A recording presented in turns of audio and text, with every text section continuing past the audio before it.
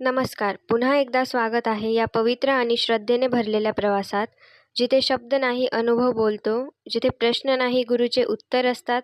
आज आपण गुरुचरित्राच्या अत्यंत महत्त्वाच्या पहिल्या अध्यायाचा अर्थ, महत्त्व आणि वाचनाचे फळ जाणून घेणार आहोत.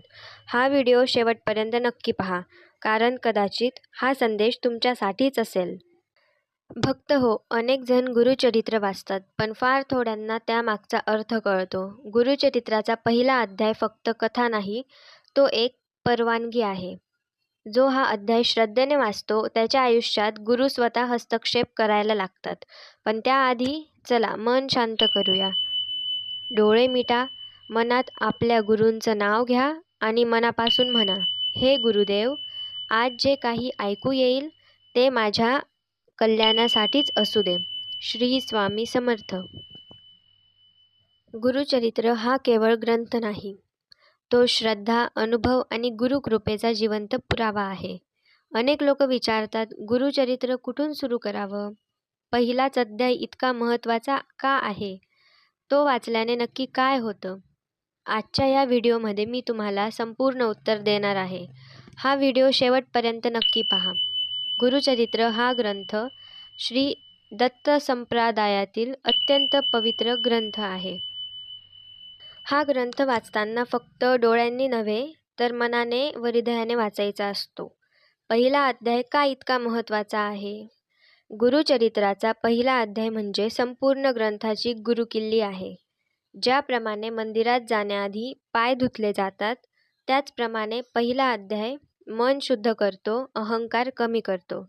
हा अध्याय वाचल्याशिवाय पुढचे अध्याय वाचणे अपूर्ण मानले जाते. पहिल्या अध्यायाची कथा. पहिल्या अध्यायात नम्रता, गुरुभक्ती आणि शरणागती यांचा संदेश दिला आहे. सरस्वती गंगाधर सांगतात की, मी ज्ञानी नाही, मी विद्वान नाही, माझ्याजवळ काहीच नाही. माझ्याकडे फक्त एकच गोष्ट आहे, माझ्या गुरुवरील अढळ श्रद्धा. ते म्हणतात, मी जे काही लिहितो आहे ते माझं नाही, तो माझ्या गुरूंचा आहे. हा अध्याय आपल्याला शिकवतो की गुरुकृपेने अशक्यही शक्य होतं. अहंकार हा भक्तीचा सर्वात मोठा शत्रू आहे. स्वतःला रिकामं केल्याशिवाय कृपा भरून येत नाही. पहिला अध्याय वाचल्याने काय होते? पहिलं, मन शांत होते. ज्यांचे मन सतत अस्वस्थ असते त्यांनी हा अध्याय रोज वाचावा. दुसरं, नकारात्मकता दूर होते.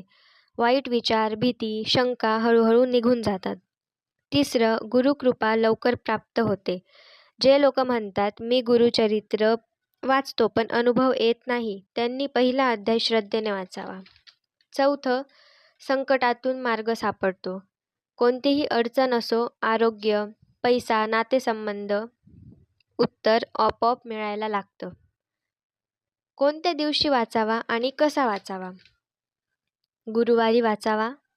गुरुवारी वाचाल तर सर्वात उत्तम. सकाळी किंवा रात्री झोपण्याआधी. वाचण्याआधी म्हणा, हे गुरुदेव, माझ्या बुद्धीने नव्हे, तुमच्या कृपेने हे वाचन होवो.